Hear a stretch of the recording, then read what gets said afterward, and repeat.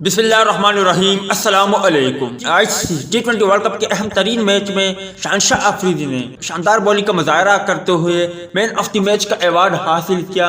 Match के बाद शहनशाह अफरीदी ने अपने प्लेन से भी पर्दा उठा दिया है। कि आप मजीद तफसील जानना चाहते हो तो इस वीडियो को लाइक शेयर और हमारे चैनल को सब्सक्राइब करें। जज़ाकल्लाह। आईसीसी T20 वर्ल्ड कप के अहम मौके में शहनशाह अफरीदी ने 4 ओवर में 31 रन देकर 3 खिलाड़ियों को आउट किया।